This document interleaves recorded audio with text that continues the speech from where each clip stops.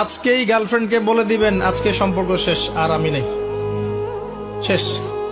ওইটা রাস্তা বন্ধ করেন, কারণ এটা আপনার জীবনের সবচেয়ে বড় ফিতনার রাস্তা।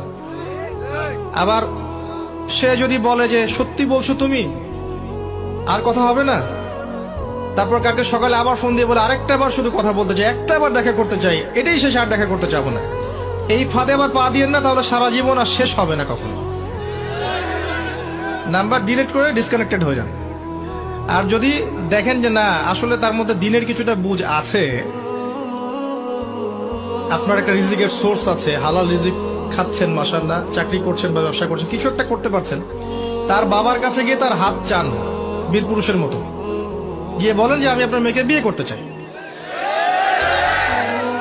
যদি বয়স হয়ে যায় এবং তাদের মধ্যে একটা কুফু হয়ে যায়, আপনি বিয়ে করে ফেলেন, সিম্পল। প্রেম করতে যাচ্ছেন কি জন্যে? প্রকৃত প্রেম শুরু হবে বিয়ের পর ইনশাল্লাহ।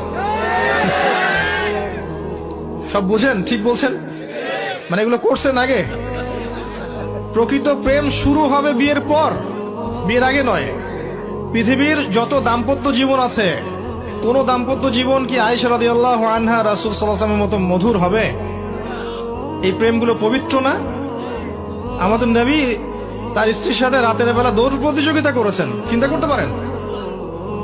তার সাথে চাঁদ দেখেছেন। এমনকি তিনি বলেছেন, একটা জায়গায় পেয়েছি আমি, যে আয়েশা রাদিয়াল্লাহু আনহা যেখানে গোশতের যে জায়গায় কামড় দিতেন, নবী সাল্লাল্লাহু আলাইহি ওয়াসাল্লাম ওইখান থেকে নিয়ে সেখান থেকে কামড় দিতেন। এত রোমান্টিক হবে? আমাদের কারো কিন্তু ম্যারিড লাইফগুলো এমন হবে না। তাই পবিত্র